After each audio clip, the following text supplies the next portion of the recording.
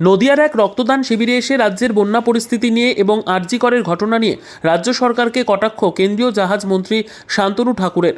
নদিয়ার কৃষ্ণনগরে একটি রক্তদান শিবিরে বিশেষ অতিথি হিসেবে এসেছিলেন বিজেপি সাংসদ এবং কেন্দ্রীয় জাহাজ প্রতিমন্ত্রী শান্তনু ঠাকুর। আজ তিনি রক্তদান শিবিরে এসে মঞ্চ থেকে আরজি কর প্রসঙ্গে মন্তব্য রাখেন।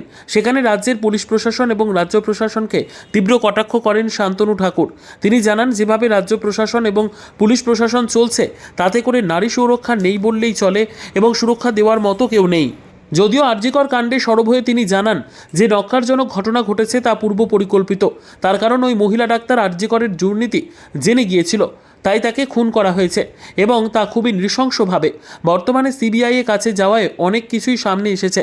এদিন আরজি করে ব্যবহৃত ওষুধপত্র ভুয়ো বলেও দাবি করেছেন কেন্দ্রীয় জাহাজ প্রতিমন্ত্রী শান্তনু ঠাকুর। ইনল্যান্ড ওয়াটারওয়েজ যেটা জাতীয়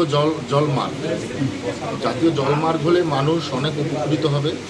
কেননা আমরা দেখেছি শুধু সাগরের পাশে যে স্টেটগুলো আছে তারাই জলের সুবিধা নেই, কিন্তু বিগত 150-200 বছর ধরে নদীর ড্রেজিং না করতে করতে নদীর যে নাব্যতা সেটা হারিয়েছে, যে কারণে ইনল্যান্ড ওয়াটারওয়েজের মাধ্যমে হিন্টারল্যান্ডগুলোতে যে অভ্যন্তরীণ বাণিজ্য করা যায়, অভ্যন্তরীণ যাতায়াত ব্যবস্থা করা যায়, সেই ব্যাপারগুলো মানুষ ভুলে গেছে।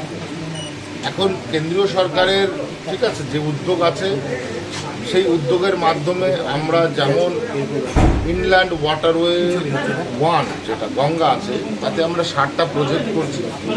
তার মধ্যে রোপ্যাক্স, জেটি, ঠিক আছে, তারপরে বিভিন্ন ধরনের টার্মিনাল, এগুলো তৈরি করা হচ্ছে।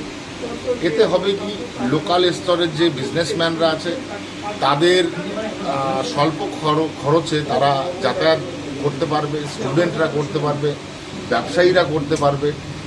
পাশাপাশি যদি তুলনা করি ট্রান্সপোর্টেশন, তো ট্রান্সপোর্টেশনের road transportation, rail transportation, air transportation, এর চাইতে অনেক বেশি কম খরচে ওয়াটার ট্রান্সপোর্টেশনের মাধ্যমে মানুষ তার সুযোগ্য ব্যবহার করতে পারে বা সুযোগ নিতে পারে যাতায়াত ব্যবস্থার মাধ্যমে, ব্যবসার মাধ্যমে, বিভিন্ন মাধ্যমে। তো আমরা মনে করছি যে আগামী দিনে যদি ভারতবর্ষের রেগুলেশন আনার কোনো পদ্ধতি হয়ে থাকে, তাহলে এই ওয়াটারওয়েজ যে সলিউশন আছে, এই সলিউশন সবচেয়ে বেশি মূল্যবান এবং আগামী দিনে কার্যকারী করে থাকে। স্যার, এ রাজ্যের অনেকের অভিযোগ, এই যে বর্তমানে প্লাবিত হচ্ছে বিভিন্ন এলাকা, অনেকের অভিযোগ কেন্দ্রীয় সরকার সেইভাবে ড্রেজিং করালে এই সমস্যাটা হতো না। এ ব্যাপারে কি বলবেন? কেন্দ্রীয় সরকার ড্রেজিং করতে গেলে রাজ্য সরকারের এনওসি দরকার পড়ে, নো অবজেকশন সার্টিফিকেট। উড়ে এসে জুড়ে বসা যায় না। তাহলে রাজ্য সরকার মানুষ ভোট দিয়ে তৈরি করলো কেন? যদি সেন্ট্রাল গভর্নমেন্টই ডাইরেক্ট করে দিতে পারে, তাহলে রাজ্য সরকার তো দরকার পড়ে না। Bureau report, PB news. Annapurna medical hall, chemist and druggist. এখানে সকল প্রকার ওষুধ পাওয়া যায়।